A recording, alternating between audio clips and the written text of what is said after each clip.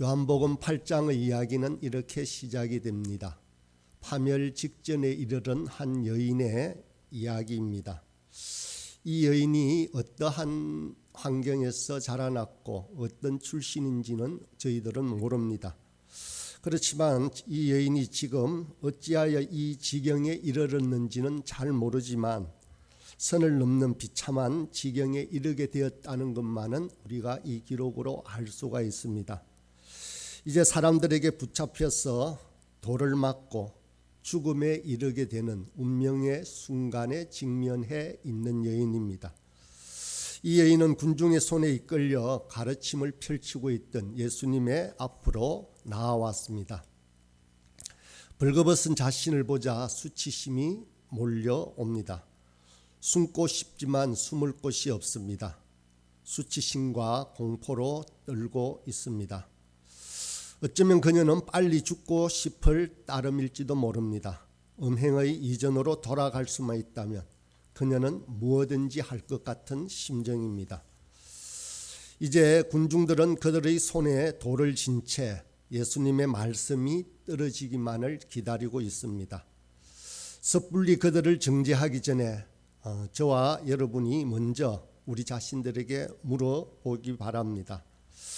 나는 손에 돌을 쥔 적이 없는가라고 물어봅시다. 우리는 자신도 모르는 사이에 손에 돌을 쥔 채 우리 이 인생길을 걸어가고 있습니다. 정죄하는 돌, 우월감의 돌, 참을성 없는 말들의 돌, 또 격한 분노의 돌, 또 사랑 없음의 돌. 가만히 살펴보면 제 손에는 너무도 많은 돌을 쥐고 있습니다. 세상에는 가장 흔한 그리고 가장 널리 알려져 있고 재미있다고 하는 놀이가 있습니다. 소위 말하는 씹는 놀이입니다. 정죄하는 놀이죠. 조금만 튀는 아이가 있으면 어김없이 돌을 집어듭니다. 무리를 지어 한 사람을 향해 돌을 집어드는 일은 일상처럼 자주 있습니다. 요즘 사회의 문제가 되는 대부분의 이슈들도 이에서 비롯됩니다. 그래서 심각한 사회 문제가 되는 학교 폭력의 문제나 왕따의 문제도 바로 이것에서 비롯됩니다. 나보다 못한 아이를 정죄하거나 놀리거나 소외시키는 것입니다. 요즘만 그런 것이 아닙니다. 어느 시대에나 있었던 고질적인 폐해입니다. 그런데 이것이 힘들고 재미없는 일이라면 사람들은 결코 이렇게 하지 않을 것입니다. 그런데 인간의 속성상 너무도 쉽고 재미있기 때문에 나쁜 줄 알면서 즐기고 있는 것입니다. 그런데 정말 궁금합니다. 사랑을 가장 많이 얘기하고 노래하는데 왜 교회에 더 많은 돌이 있을까요? 세상보다 더 집어든 돌이 많은 곳이 교회라고 합니다. 상처를 입은 사람들이 교회로 찾아옵니다. 혹은 말씀이 좋아서 찾아옵니다. 간혹은 찬양 때문에 찾아오는 사람도 있습니다. 그런데 오랫동안 교회를 섬겨온 사람들에게는 이들이 낯선 이방인일지도 모릅니다. 그들에게는 험이 많을 수도 있습니다. 그들은 도덕적으로 어쩌면 더 비참한 지경에 있는 사람일지도 모릅니다. 그러나 이들을 향해서 돌을 들어서는 안 되는 것입니다.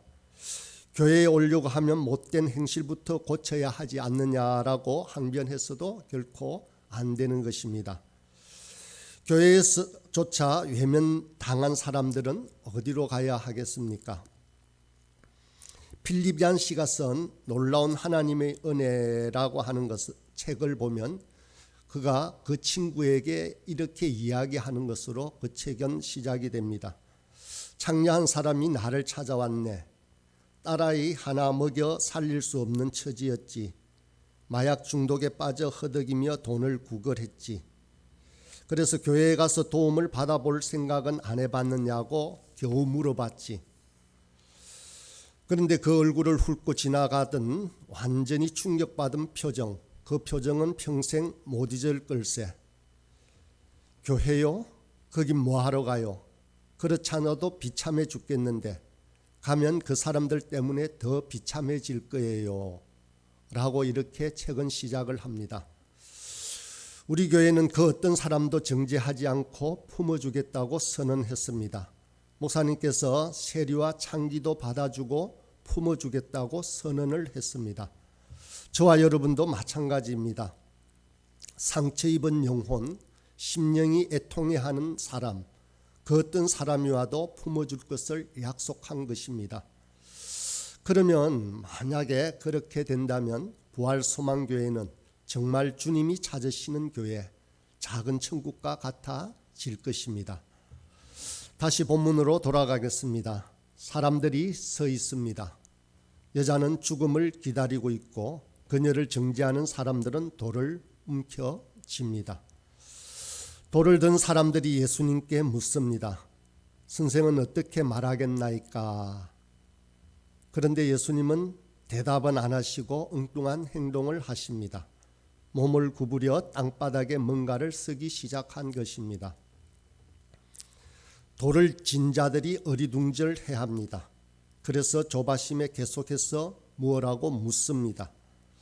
그러자 예수님은 다시 일어서서 말씀하십니다. 어서 여자를 돌로 쳐라. 율법에서 그러라고 하지 않더냐. 단 조건이 하나 있다. 죄 없는 자가 먼저 돌을 던져라 라고 말씀하시고는 다시 땅에 뭔가를 쓰셨습니다. 그러면 예수님은 무엇을 쓰고 계셨을까요? 여러 가지 추측의 이야기들이 있습니다. 아무튼 어떻든지 간에 예수님은 그들에게 결단하라고 촉구하고 있는 것입니다. 그렇게 소원이라면 어서 돌을 던져라. 정죄하고 비난하라. 어디 보자. 너희가 정말 죄가 없는지 보자. 타락한 죄인은 돌을 던질 자격이 없다는 것쯤은 너희가 알겠지. 죄인이 남을 정죄하면 그야말로 누워서 침 뱉기에 불과한 거야 라고 말씀하고 있는 건지도 모릅니다. 그러자 누군가가 먼저 돌을 내려놓습니다. 첫 번째 사람, 두 번째 사람, 세 번째 사람 차례로 돌을 내려놓습니다. 누구도 분노의 돌을 던지지 않았습니다. 누구도 돌을 던질 여지가 없었습니다. 우리 모두는 다 망가져 있는 사람입니다. 여러분은 내려놓아야 할 돌이 있습니까? 사실 우리 모두의 마음 깊은 속에는 비난과 정죄의 돌을 가지고 있는지도 모릅니다. 우리는 비난과 정죄 없이 살아갈 엄두조차 낼 수 없는 존재가 되어버렸는지도 모릅니다. 마음에 들지 않는 사람들의 잘못을 어떤 식으로든 꼬집어줘야 직성이 풀리는 그러한 속성이 있습니다.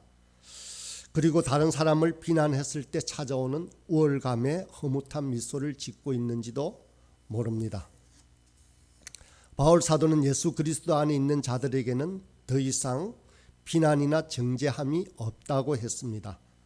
만일 하나님이 우리를 위하시면 누가 우리를 대적하리요 라고 말씀하시고 바울은 이 사실을 깨달으라고 강조합니다. 저와 여러분에게는 가족이나 형제, 자매, 동료 혹은 여러분에게 아픔을 준 사람을 겨냥한 돌과 같은 그런 내려놓아야 할 돌이 없는지 점검해 보시길 바랍니다. 어쩌면 저와 여러분은 너무 오랫동안 돌을 든 채 살아왔는지도 모릅니다. 제 손에는 너무도 많은 돌이 지어져 있습니다. 과연 저와 여러분의 손에 돌이 없이 살았던 적이 있는지 돌아보았으면 좋겠습니다.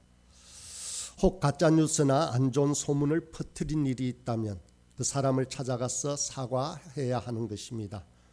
보기 싫은 사람이 있으면 그를 섬길 수 있길 바랍니다.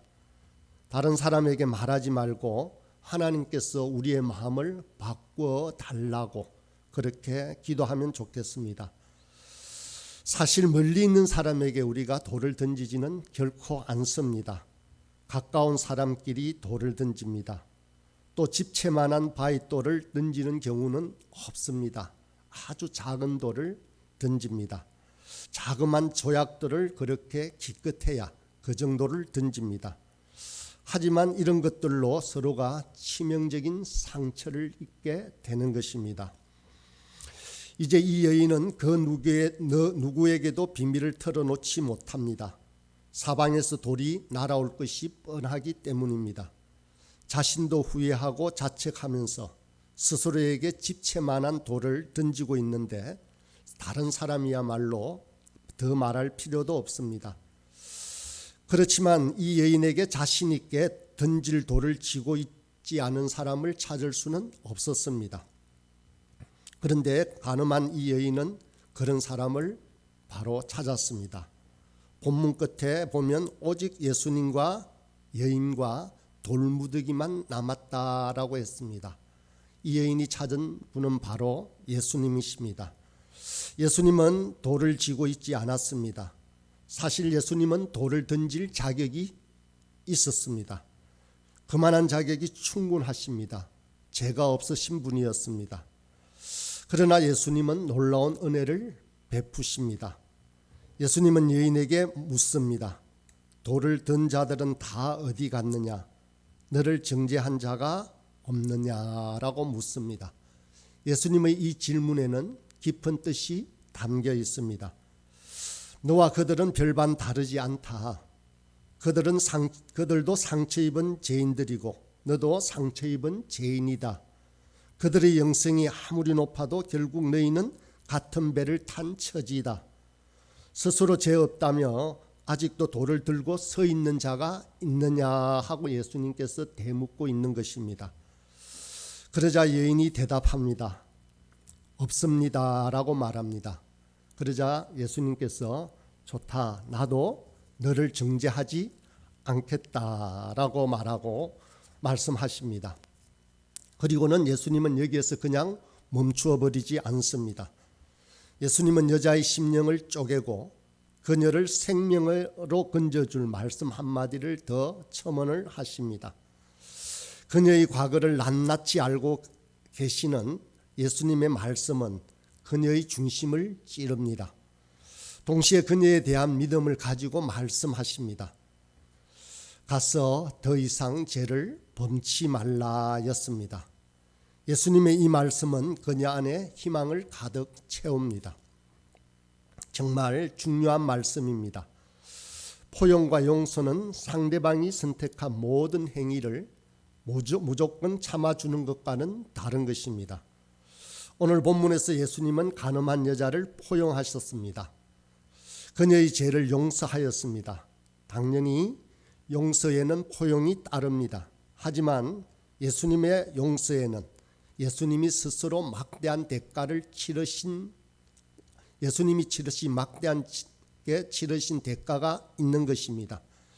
예수님은 그녀를 보호한 대가로 바리새인과 서기관이라는 강력한 적을 만드셨습니다. 뻔히 그럴 줄 알고도 그녀를 감쌌던 것입니다. 놀랍게도 완전한 용서와 포용은 기적을 일으킵니다. 변화된 삶을 창조합니다. 저와 여러분이 예수님과 함께 이 길을 따라 살아갈 때 우리가 사는 이 작은 세상에 어떤 일이 벌어질지를 한번 상상해 보십시오. 우리가 더 이상 사람들을 공격하거나 경멸하는 마음을 품지 않게 된다면, 우리가 결코 돌을 들지 않는 사람으로 변해간다면 과연 이 세상은 어떻게 바뀌어가겠습니까? 만약에 우리가 그렇게 한다면 우리는 생명을 살리는 예수님의 사역에 동참하게 되는 것입니다. 예수님의 십자가와 우리가 하나 되는 것입니다. 우리는 예수님을 주인으로 모신 완전한 사랑과 포용의 공동체가 될 것입니다. 세리와 같은 우리들을 주님께서 받아주셨습니다. 창기와도 같은 저와 여러분을 우리 주님께서 받으신 것입니다. 그렇다면 우리가 그 어떤 사람이든 받아준다면 우리 부활 소망교회는 우리가 그렇게도 그리워하던 놀라운 교회가 될 것입니다.